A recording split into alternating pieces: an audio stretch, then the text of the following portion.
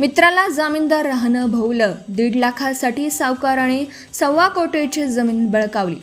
लातूर जिल्ह्यात धक्कादायक घटना.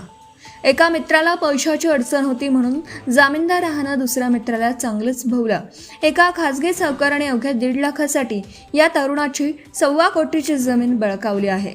हा संतापजनक आणि लाजिरवाणा प्रकार लातूर जिल्ह्यात उघडकीस आला आहे. पुंडलिक भोसले असं जामीनदार राहिलेल्या तरुणाचं नाव आहे. लातूर जिल्ह्यातील निलंगा तालुक्यातील ननंद या गावात हा प्रकार घडला आहे. पुंडलिक भोसले यांच्या एका मित्राने खासगी सावकाराकडून 1.5 लाख रुपये व्याजाने घेतले होते.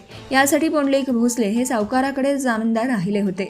जामीनदार असल्यामुळे त्यांना सुमारे 1.25 कोटी रुपये किमतीची 5 एकर शेती सावकाराच्या नावावर करून द्यावी लागल्याचा धक्कादायक प्रकार समोर आला आहे.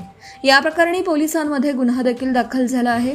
पीडित शेतकऱ्याने आपली जमीन सावकाराच्या नावावर केल्यानंतर एवढे करूनही अजून 70 ते 80 लाख रुपयाचं व्याज बाकी असल्याचा दावा करत सावकाराचा तगादा आजही सुरू असल्याने भोसले कुटुंबीय अडचणीत आले आहेत. निलंगा पोलीस ठाण्यात यासंबंधीची तक्रार देऊनही पोलिसांनी अद्याप एकाही आरोपीला अटक केली नाही.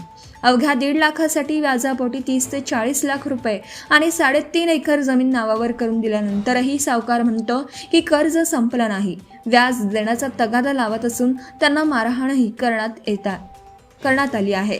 खासगी सावकाराच्या या जाचाला कंटाळून गावातील 20 ते 22 लोकांनी गाव सोडलं आहे. सावकाराकडून 1 लाख रुपये अवघ्या 3 महिन्यांसाठी 5% मासिक व्याजाने दिले जातात. यासाठी 2 जामीनदार घेतले जातात.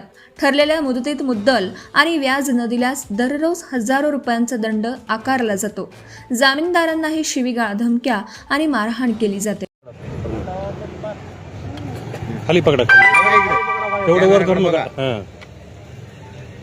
काय प्रकरण आहे, काय झालं? मी यादोवर 1.5 लाखाला जामीन म्हणून होतो.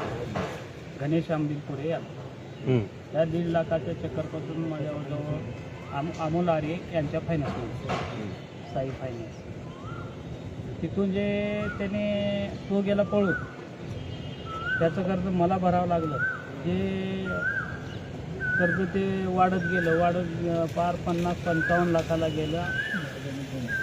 व्याज, दंड, रोजचा दंड वेगळा आणि नंतर त्यांनी आमची जमीन घेतली. किती एकर जमीन? 5 एकर जमीन घेतली. कसे एकर भाव आहे जमीन? 25 लाख रुपये एकर. म्हणजे 1.25 कोटी जमीन दिला. हा. आणि तरी किती व्याज काढलं तुमच्या? 1 कोटी काढले आता आणि 1 कोटी काढतात. घेतलं किती? 80 लाख रुपये त्याने अजून मी देणं आहे असं म्हणतात. मारहाण करताना होतो का तुम्ही सोबत? तुम्हाला मला गावातून पण येऊन गेलते का चौकातून? मारलेत ना मला. गावातून येऊन गेलते चौकातून? मारले. काय मागणी काय आहे तुमची? पोलिसांनी सहकार्य केले का नाही या प्रकरणामध्ये? गेले ना. केले का? ठीक. माझ्या भाच्यासाठी जमीन हा म्हणून पत्करलो. त्याच्या बदल्यात माझी 3.5 एकरची नोटरी करून घेतली आणि आता तिच्यावर कब्जा करतो, ते करतो, हे करतो म्हणून दमदाटी करू आहे. नोटरी कशी करून घेतली? नोटरी काय 3 महिन्याची 6 महिन्याच्या ह्याच्या करून घेतली होती. आणि पैसे परत दिल्यावर देतो म्हणले. पैसे द्यायला गेलं तर पैसे घेतले नाही. आम्हाला 355 द्या, 56 द्या करीत बसले आणि निघून आलो. तुम्हाला मारहाण झाली आहे का त्या प्रकरणात? मारहाण झाली. शेडमध्ये गेल्यावर मारहाण केल्या. बरं, कधी मारहाण झाली आणि तुम्ही तक्रार कधी दिली? काय सरपंचांनी एकदाच होतो. मारहाण कधी झाली आणि तुम्हाला तक्रार कधी दिली तुम्ही? 26/12 आणि तक्रार कधी दिली? तक्रार मार्च मध्ये. मग इतके दिवस का बसला तुम्ही? आम्ही पैसे देऊ म्हणून बसून तो पैसे घेणं आले. मारहाण केल्यानंतर पोलिसांची तक्रार दाखल करायची ना. आमची टाकलो की आम्ही पैसे देऊन मोकळो यांच्या तावडी ही वाढवावडी करू नये. त्यांनी पैसे घेऊन आल्यावर मग पुन्हा 2 महिन्याला तक्रार गेली. ठीक. मामा असं खांद्याला या. बरोबर.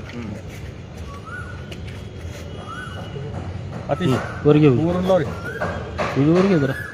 बस.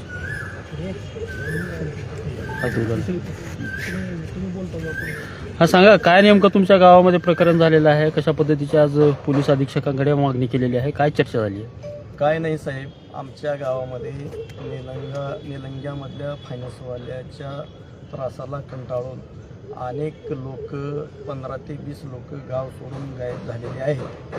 आणि दुसरी गोष्ट, पुंडलिक भोसले यांच्या फायनान्सच्या जामीनमध्ये आमचा चुलत भाऊ चक्रधर नारायणपुरे हा होता. तो जामीनदार असल्यामुळं पुंडलिक भोसले हा पळून निघून गेला. पुन्हा चक्रधर नारायणपुरेला त्या फायनान्सवाल्यांनी नेहून अडकवले. तिथं अडकवल्यानंतर आम्ही आणि एक अण्णाराव मामा आम्ही आमच्या चुलत भावाला फायनान्समधून सोडून आणलो. सोडून आणल्यावर आमचा भाऊ पण 15 दिवसानं पळून गेला, तो पण गायब आहे. आणि पुन्हा फायनान्सवाले मला आणि अण्णाराव मामाच्या मागं पैशासाठी तगादा लावत होते. 10 लाखाच्या रकमेपोटी 30 लाख रुपये त्यांनी आमच्या व्याजादंडासहित 6 महिन्यामध्ये केले. त्या 6 महिन्यामध्ये 10 लाखाचे 20 लाख रुपये आम्ही 10चे 30 झालेले, त्या 30मधून 20 लाख रुपये गेल्या वर्षी आम्ही फायनान्सवाल्याला दिलेले आहेत. परंतु उर्वरित राहिलेले 10 लाख रुपये राहिले म्हणून त्या 10 लाखाला आणखीन 6 महिन्यात 30 लाख रुपये केले. त्या 30 लाखामध्ये आमच्या अण्णाराव मामा कोरके यांची त्यांनी शेताची 3.5 एकरची नोटरी करून घेतली.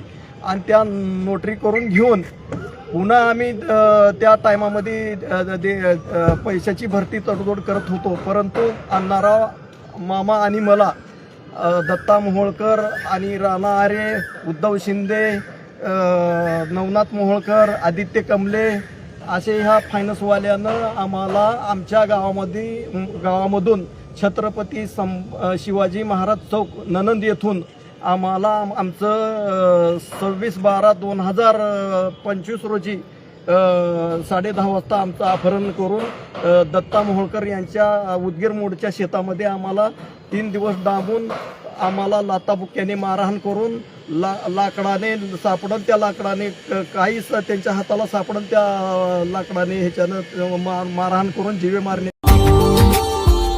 Subscribe now and press the bell icon. Never miss an update.